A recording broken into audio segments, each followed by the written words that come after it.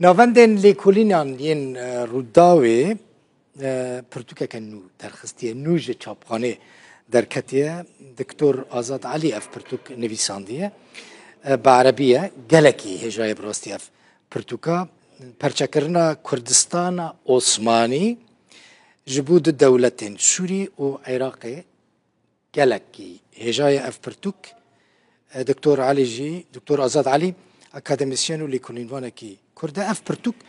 جه گلک بشان پیکته و جه 630 روپلی امی هنکی بحثا ناوروکا و پرتوکیه بکن و پیش راجی امی به دکتور آزاد علی را مجارین سیاسی در روژه ویده گوتو بیش بکن دکتور آزاد علی میوان منه لیکولینر و اکادمیسیانی کرد دکتور تبخیراتی خیر دار بیش و اف پرتوک اف برهم تیانو پیروز به نو درکتیه تدوی لیکولینه دا بحثا چید کی دکتور باورك يعني مخابن بشتي صالني دريج اف كد ايرو دركت ازي كيف خوش بام لي ام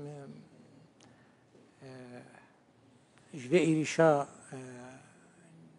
دولتا ترك وحكومتا ترك بر ايشانا ودل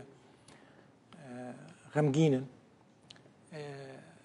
انجو مخابن وكسكي ليكوليركي حسكركي براتيا فانجلين دافري وديالوجي ما لسر كردستان عثماني شاو عثمانية براتيا كرد وهفال بنديا كردا بصدي صالاكر ويالتا كردستان عثماني فرمي مظن هبو بشتر جمهورية ترك هات خراكر مخابن اف جمهورية افصد صالا فان ايريشا دكي وبردوامة لديجي كرد تفقرد كي ترسي عثمانية تشكي سيرة ترسي عثمانية كردستان عثماني هبو بلي كردستان عثماني فرمي إيالتك مظن بو حشت ولايته سنجقا ديرازوري بو اف برتوك بقلكي كرتي السر برسين هر روشن بيرك وكردكي شخطكي چما فهات سريمة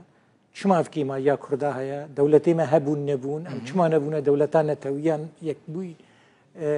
روجافاي كردستاني شما في هات سريوي هريما كردستاني الفر شاهد سريوي جبر دابشبونا كردستان عثماني السر بوسي بارچه جمهورية تركيا كشخربر انجليز اني فيدري هريما كردستاني تشكر وفرنسا بشدي برا كرا دولتا سوري انغو سوري كرنا بشكي جي عراقي كرنا بشكي دن ويدي من بين دستي جمهورية تركيا ده يعني كذا سهل صالية نكارم چند قادة بيجم أبلي لي تاني مجاري يرو بروجيفي فانا بينغريدان يك جوا مثلا خباتا آزادي خواز وسرخبونا روجافاي كردستاني سالين بيستا 1922 دست بيكر حتى 46 25 سال بردوام بو فدرالي هات شيكرن دقوتن سيستما تايبت كردو سوريانيا دولة اعلان كر للجزيرة روجهلاتي فرات مخابن جنگا دوام 1946 فرنسا تيكچو نكاري وي سيستمي بباريزي بريطانيا جوير هات روجاواي كردستاني آريكاري جمهورية تركيا كر اتفاق دانين قد امي نهيلن كرد وسوريان في دولتي شيكن ونببنا فدرالي تي مرة راوستي يانجي تي هتلر نار راوستي دكتور بيقومان اف هيجاي دستي تساوى اف برتوك لكو بيدا دبا اف برتوك جرك هون بزان بن ويل هريما كردستاني هبي الكتاب خانا سنترا رودا ودرخستيا وبلاف كي سوكي والهردريها للدرفي هريما كردستاني الكدري بيدا درفي هريما كردستاني امي هول بدن بقه روجافاي كردستاني يعني دفي خلكي مال روجافاي كردستاني خوندنا في برتوكي بيبارنامي باوريا من ريفرنسكا وهر خوندوانك وهر ليكولارك وبيبيني تشي برهمي نه تيدنا وتشي برسف جبو برسيارين مظن هنتي ببلغا ودوكومنتن بيغومان سر سيستما دوكيومنت كرنا هارفارد وسر سيستما زانستي هاتيا دانين وصدي ريفرنسا وسه خريطه تيدنا او بخوا ديروك وجغرافيا وتحليلات سياسيه چه قاس دمته بر دكتور عمدك جميش باش خورتاني فاز دي كتيبه خبتم خورتاني ما دكتور سپاس خورتا سپاس جبور روداوي جو قلكي في شارع انين سرمن وقوتن بيت بهردو صالي داوي بينه نخو من بينك فرازي هنجي تيدا بخبت يعني اگر نج دختا كك اكوبا تفرتوك خلاص نت فرتوك 4 سال دي جزي تيدا بخبت ريبابره گشتيه تورا مديه روداوي كك اكو گرينگيه ك گلك مزند دوان كاران روز استي وساق بي وسباس جرا وجورا وش حمو كارمن بله دكتور دستي تزي صاغبه ورم سر فان ايرشين فينداويه ين تركيا سر روجوفي كردستاني فان ايرشان دكتور چه زيان جهانده جيرخانه روجاوا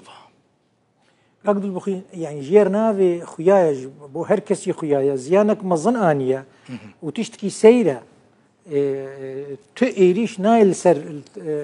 سربازان يعني بنگهي لشكري تني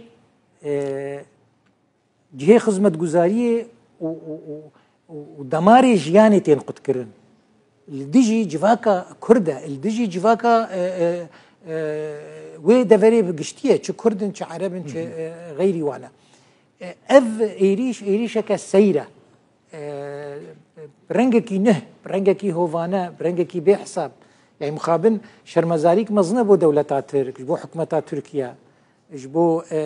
سروك اردوغان وفيدان وهاتنا وان كچو وان جوانين شخرت خبتن مثلا سيفيل ده چابخانه ده چايخانه ده نخوشخانه ده وان كشتن ددن وبري في ملتي دن قركرني تشتكي نها تشتكي قالكي خرابه وباورناكم كسن خوي ضمير التركيجي قبول بكن دكتور باشا اجبوكو اف ايرش بردوام ناكن اف ايرش راوستن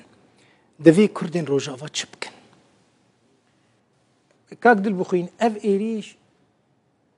6 صالي ده ماجو ديجي كرد بي وبري حشتي صالي جي فدراليا كردا جمهورية ترك خراكر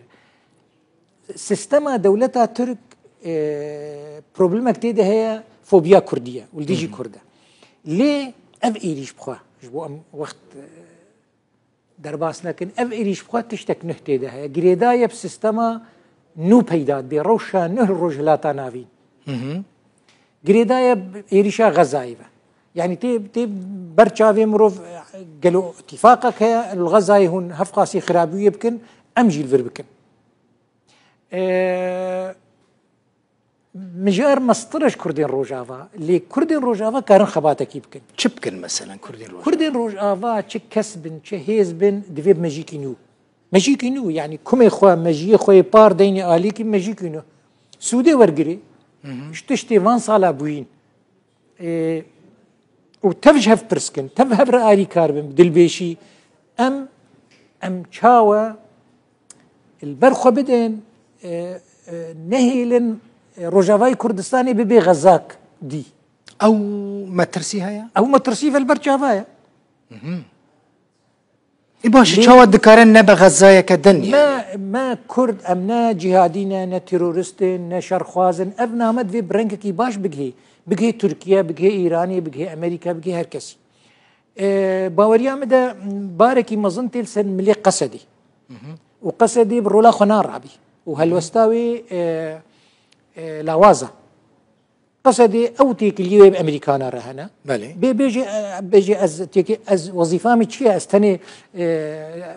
حارس زيرفاني داعش بنت زندانا دا واستني جورا زيرفانيا وكم شربكم اف حتى فيدينا ياندفيز برافانيا خبكم ياندفي دفرك باراستي بي آلي سياسي امريكانا هين روجافاي كردستاني را تو تيكلي بيرنا دانيا قلك روش آلوزا وقصد كاري تفقر ركيبكي تاني بريز مظلوم عبدي سر اكس وغوتاركي درخي افتيريناكي تيريناكي ام ايرو بيدد في فكريش هفرا بيجن تيريناكي مخابن ناخوينن هر جفاتك نابينا بلينكين وزير درفي امريكا وفيدان دا تشيد بي تيدا فرمي دنفيسن بيجن امي بهفرا شريب هكا كيبك وازوتك وهكا نظانا بلا هرن مالپەرە فەرمیە ئەمریکا سەکرێتێری ئۆستێت وەزارەتە دەرەوە بإنگلیزی و بعربیژی تەرجەماوی هەیە هەر جڤاتا چێت بێت بژێمێ بەهەڤرە شەڕێ پێکەکێ بکەن باشە هەمبەری وێ دەبێت زەلال ببێ ئەم کوڤە دەچن چه علاقەتە پێکێکێ ڕۆژەڤە هەیە ئەvە ینی ڕۆژاوا بارێ گران نینە لە هەمبەری دەوڵەتا تورک ڕاوەستێ بۆ ئەمریکاژی ئاریکاریە تورکا بکێ ئەvە وێ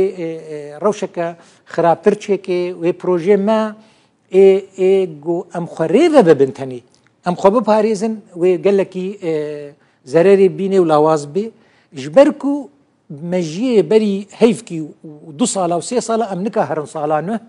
û ez dubare dibêjim sala nû rewşek stratîjî rojhilata navîn heye. Baş. Doktor, biryarên Kurdên Rojava çawa dikarin bikevin destên Kurdê Rojava bixwe? Kurdên Rojava mixabin tevgera wê esasî xwe de lawaz e